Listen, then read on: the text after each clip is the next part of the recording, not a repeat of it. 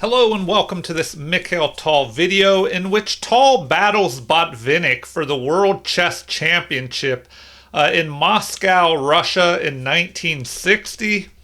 And here Tal starts with e4 with the white pieces. And his opponent, Botvinnik, who was then the world champion, he played c6, the Caro-Kann defense. Now, Tal is known for playing crazy attacking chess, whereas Botvinnik is more of a scientist playing rational thinking chess. And he plays the Caro-Kann to try and slow down the crazy attacks that Mikhail Tal was known for. So d4 is played. If you play the Caro-Kann, many times you can expect your opponent to just take control of the center. But after d5 here, this counterattacks the pawn here on e4. So you fight back.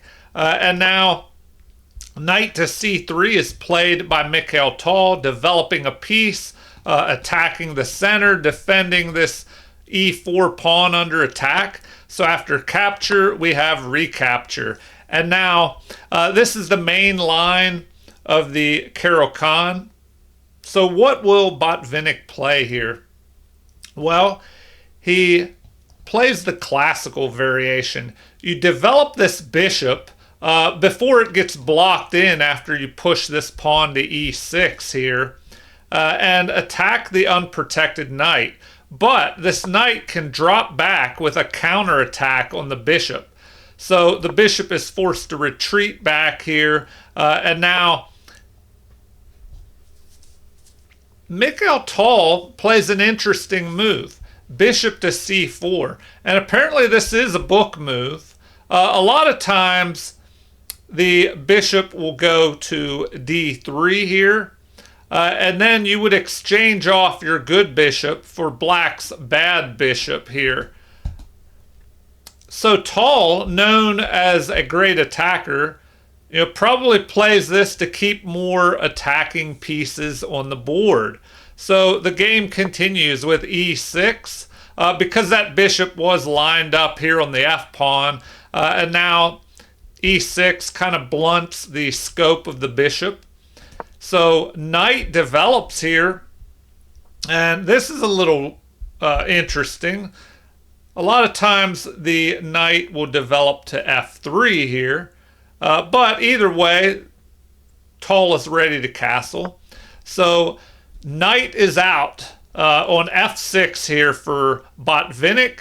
He gets a little bit closer to castling himself, and now we have the knight attacking bishop here. So maybe it would have been good to play h6 earlier and give that bishop a chance to retreat. But look at what else Tal is doing here. He's also threatening to capture this pawn. But would that really work? It would open the king up. If recapture, knight would recapture. Computer doesn't recommend it. So I would say that his main point behind this knight move is to just target the light squared bishop. Try and get rid of Botvinnik's bishop pair. So now we have Botvinnik developing, targeting the knights. So capture, the bishop pair is off the board for Botvinnik. After recapture, we have an H file opened up, in case Tal castles there. There could be an avenue of attack for Botvinnik. So now the game continues with bishop developing and pinning the knight to the queen. So knight develops, protecting the knight. Now the queen can do what it wants, although the pawn was protecting that knight as well. So game continues with Tal castling to the king side, even though there is this open H file. let's see if that becomes a problem as the game progresses. So, queen to a5, the best move in the position, targeting the unprotected bishop. And now this knight is also free out of the pin on that queen. So, the first mistake of the game, Tall plays f4. Now, Tall, he was known as a great attacker, but sometimes he didn't play the most accurate moves. Also, he had health conditions throughout his career that affected his play. But here, f4 defends the bishop, gains space on the king side. But apparently it's a mistake. Now this bishop is kind of trapped here. The knight could drop back and just target the bishop. Although the computer recommends either knight to b6 attacking the other bishop or castling queenside. So the best move is played by Botvinnik. He castles queenside, and we have opposite side castling. So, if Botvinnik wanted to keep the game less tactical, less crazy, maybe he could have castled on the same side, but his H-file was open. Why not use that? But now with opposite side castling, it's usually a race of pawn storms. Black could try and push his pawns forward. White will try and push these pawns on the queen side, targeting Botvinnik's king. And sure enough, Tall wastes no time. He brings this pawn up. Next, it could push forward, attacking the queen, and these pawns will start rolling up the board.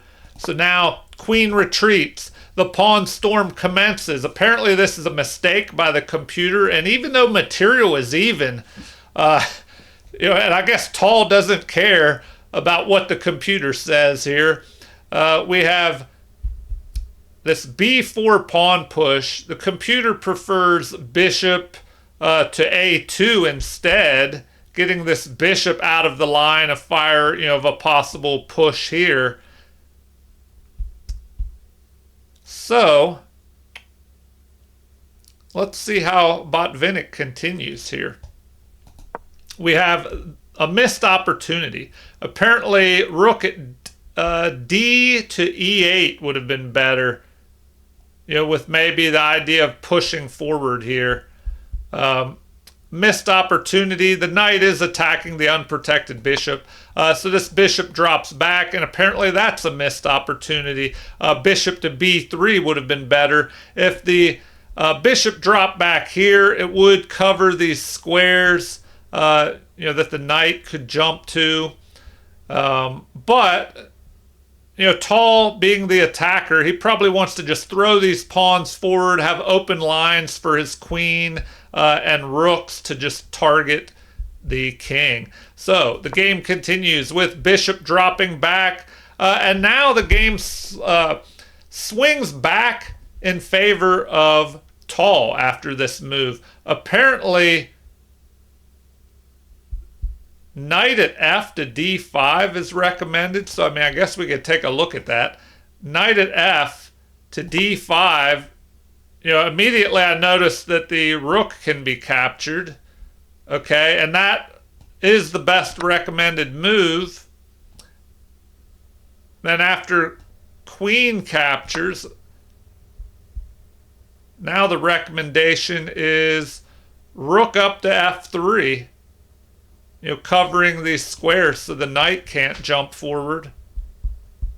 They recommend just giving that up. So, giving up the exchange. Which, I don't know. That seems like a computer line. I'm not going to dig further into that because we still have a lot more to go in this game. So if we go back to where we were, bishop that was under attack retreats to e2. Then the bishop drops back here to prevent that attack on the rook, so the knight can jump forward. So now we have, excuse me, queen moving forward, connecting the rooks, creating a battery of queen and bishop here. But this apparently is a missed opportunity, and the game swings back in favor of Botvinnik here. Apparently, queen to d2 would have been better. So, the game continues with another missed opportunity. So, here, pieces can be traded, and perhaps that's what Botvinnik wants to do. But it looks like knight at f to d5 is a miss, and that c5 would have been better. Which is interesting because, well, if a pawn tried to capture, this rook is lined up on the queen, and so this d pawn would be pinned. But that would kind of open up the c file in front of the king and queen here. All right. Capture. Great move according to the computer. Queen recaptures an inaccuracy. It would have been better for the knight to drop back, and then maybe the knight could reposition here, targeting this knight perhaps. And now we have great move by Tall, pushing forward, chasing the knight away. After the knight retreat, we have rook lining up here. Perhaps with the idea of pushing that pawn storm forward, pawn to b5. Queen creates a battery, targets this pawn that is only protected by the queen. So now we have the rook switching gears here, backing up the queen, helping protect this pawn. This rook stays here, I guess, to protect the other pawn. So now we have the king sidestepping, running into the corner. Best move according to the computer. And material is even, but white has a slight edge by almost half a pawn equivalent. So the queen lines up on the king now. So we have queen to c7 protecting this pawn. Also eyeing this pawn, maybe with the idea of piling up on that pawn. So the game continues with Tall's pawn storm pushing forward up towards Botvinnik's king over here on the queen side. So now rook adds pressure to that pawn along with the queen. So what will Tall do about that? He ignores the attack there, counterattacks, commencing with his pawn storm. This knight drops back, and now queen protects here. So Tall, slowly moving his queen side attack forward, but taking time out to defend as well. Knight up to e7. The queen presses forward, offering a trade of queens here. So that is ignored for the moment, and the pawn storm commences. But apparently, looks like a6 would have been better. Pushing that a pawn, attacking here. This is a mistake. We'll take a look at that a6 move. If you push up with a6, what now? The recommendation is to push this pawn forward with b6, and then what then? Bishop up to f3, so you could target that pawn, and line up here towards the king. But after b5 in the game, the best thing to do is capture there. Let's see if Botvinnik does. He does capture, and after the queen captures an inaccuracy, apparently rook to c1 would have been better.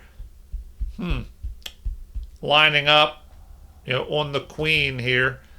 So the game continues with an attack on the queen. This is an inaccuracy, although Botvinnik is still ahead at the moment. knight to c6 would have been better, getting this knight further up the board and into the action. So now queen retreats. According to the computer, this is a great move. So what does it do? Well, it leaves this a5 pawn unprotected, but if that's captured, a rook could move over here attacking the queen. It opens up more lines against Botvinnik's king. So rook to d7, helping guard the b7 pawn. And now we have c5. The pawn storm is just continuing here. The pawns are moving up the board. Once again, this pawn is left to be captured. If it is, well then, rook could attack the queen, and that's just another piece lined up against Botvinnik's king over there on the queen side. So, king to a8, the best move in the position. It gets the king out of the line of fire of the queen, because if we go back, there is this threat as well. Taking this pawn, opening things up even more because the other pawn is pinned here. So king to a8. The bishop repositions here, or repositions lining up on the king. And it's starting to look kind of grim here for Botvinnik, although the computer is saying that that black is ahead at the moment. And the best move to keep the advantage is knight at f to d5, blocking the scope of that bishop. So that is not played. We have the other move, or the other knight, moving to c6, and this is a mistake, swinging the game back in favor of Tall. Now, it looks like that would have been better, and here, what's recommended? Rook up to d3, covering these squares so that knight can't move forward, and also having the option to reposition the rook and aim up here at this pawn in the future. All right, so knight to c6 was played, and capture. Queen captures, the best move in the position. Now we have rook up to f3. Queen pressing forward. This is a good move, but apparently queen back to c7 would have been better. So the game is kind of swinging back and forth between white and black. The rooks double up here. This is a mistake. Apparently rook to b3 would have been better. Maybe adding more pressure to this pawn, especially if the rooks and queen triple up on the b file. So here we have rook to c8, a counterattack on this pawn, although it's protected at the moment, but maybe it can do a job of preventing that pawn from pushing forward. So rook to b1, the best move in the position, eyeing this b7 pawn, a mate in one threat if this rook were not here to guard that. So the game continues with queen capturing, a mistake. And the game has swung to over +1 in favor of white, even though black is ahead by a pawn. So now it looks like queen to c4 would have been better. And in that case, rook at d to d1 would be a good move. Or rook to d2. Rook to b3, not quite as good, tripling up here. So, in the game, a pawn is captured, and now tripling on the b file, targeting this pawn. A missed opportunity. Apparently, knight to f1 is best. All right, knight to f1. What does that do? Well, from here, where can this knight reposition? Up to here. Could go here.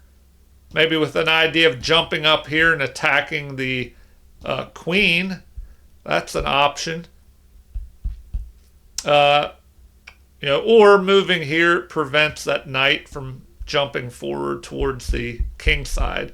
All right, back to the game.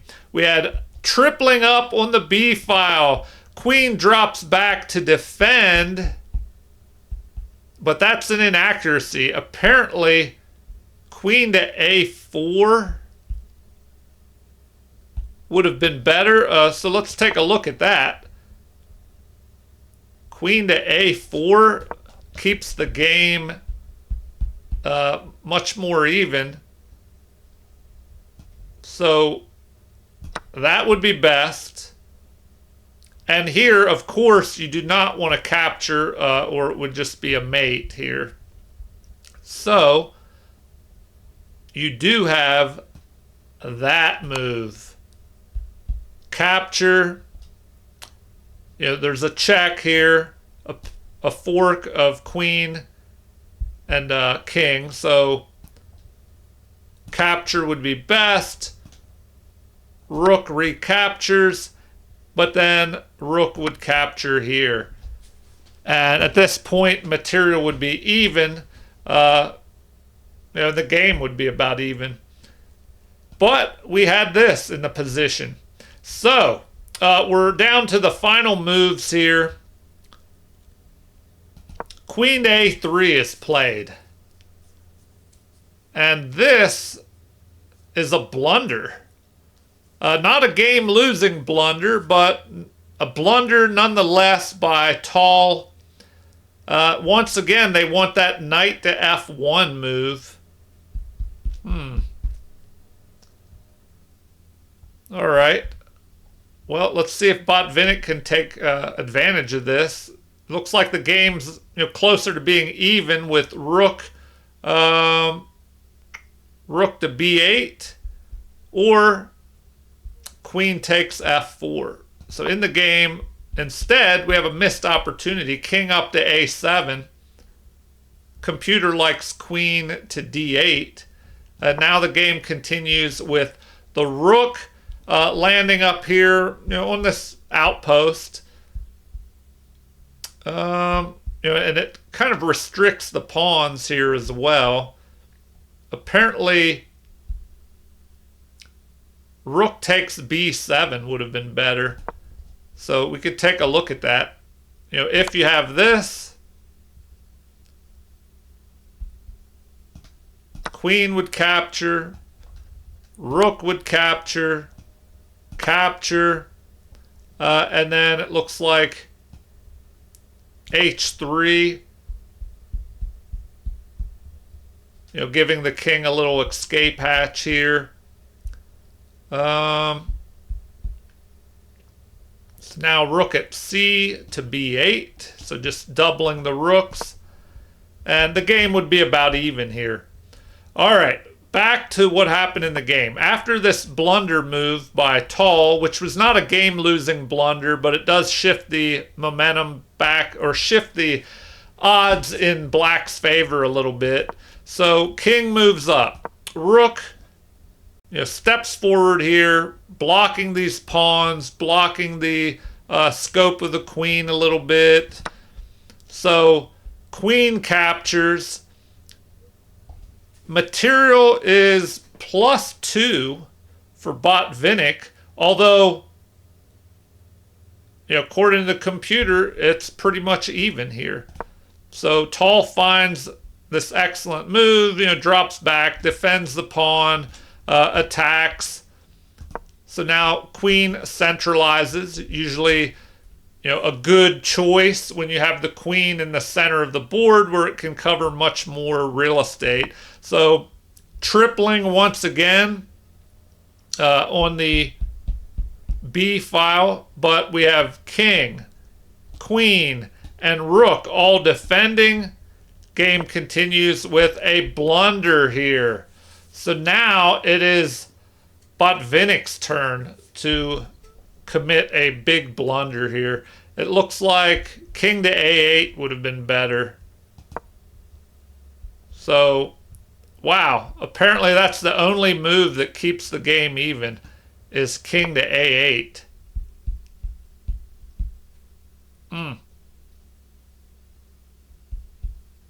All right, let's find out why.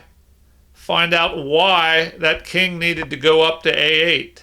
So in the game, we have this blunder move, but now it allows this brilliant move by Tal, sacrificing the bishop. Okay, so the king runs. Now, why can that, or yeah, sacrificing the bishop, sacrificing the rook. Now, why can't that be captured? Let's go back and find out here. If this is captured, there's a mate in 3. If the king captures, well, of course, it's mate in 1, because the queen can just move here and deliver a mate. So if the pawn captures, then what? Queen to b6 check. And now we have king forced up to here. And check. Rook blocks. And now we have queen capturing, delivering mate. So crazy little combination. So that is why the pawn cannot capture this rook here. The king runs, the best move in the position, but now Botvinnik is lost. So queen to a4, the best move. And now there's another threat of just pushing the rook up with check, forcing the king out into the center. So here the game ended. Botvinnik resigned after this move. What could be played here? Let's take a look. Rook takes c5 is recommended as being best, but then of course the pawn could just capture, if the rook captures here. So that doesn't look too good. Wow.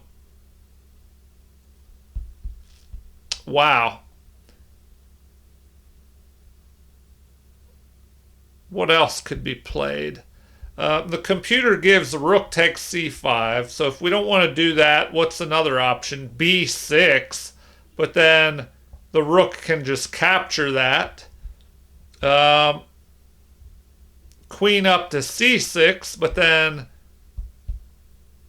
rook to a8, king to c7, queen to a5 check.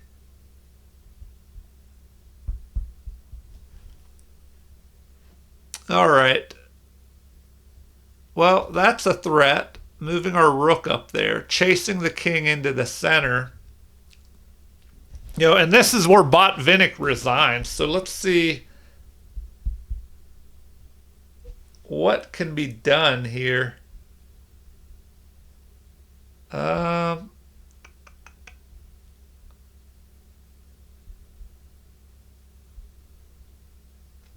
Also, this rook is under attack by the queen. It's protected by the queen at the moment. So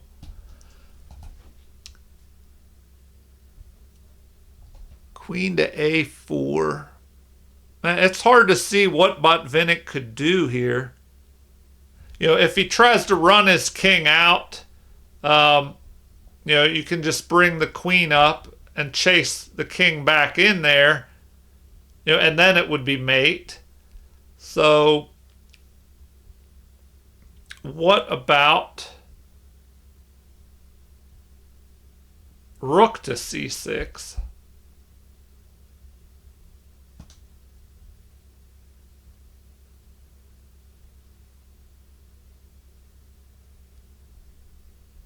Yeah, even that doesn't look too good because it's a mate in 3. You have check, king up to c7, then queen to a5, block, and queen mates here.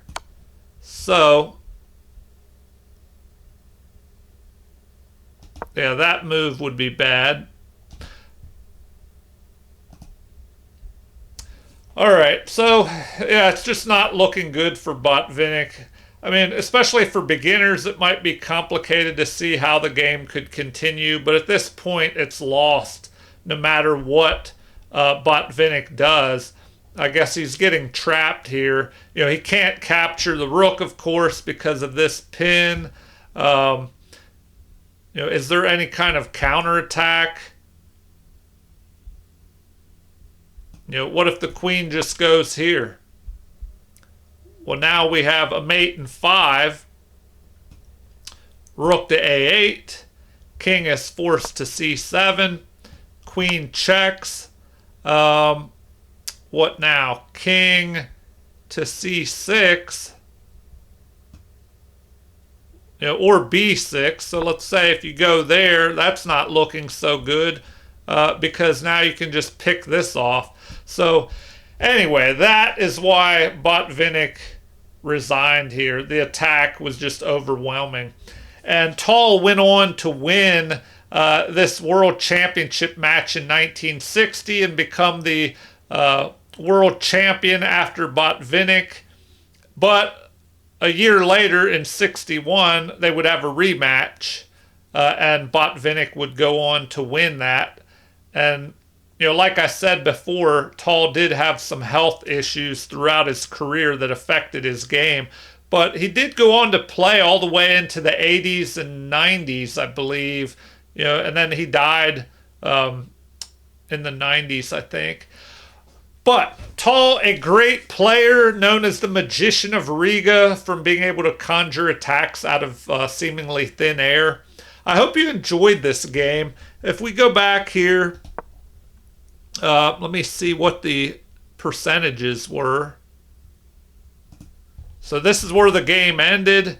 You know, it looks like Tal played with 86.7% accuracy versus 83.2% by Botvinnik. Tal had 1 brilliant move, 3 great moves, and Botvinnik had 1 great move. But there were a lot of inaccuracies. 1 inaccuracy by Tal, but 5 by Botvinnik. 4 mistakes by Tal, 2 by Botvinnik. And they both had 4 missed opportunities and 1 blunder apiece.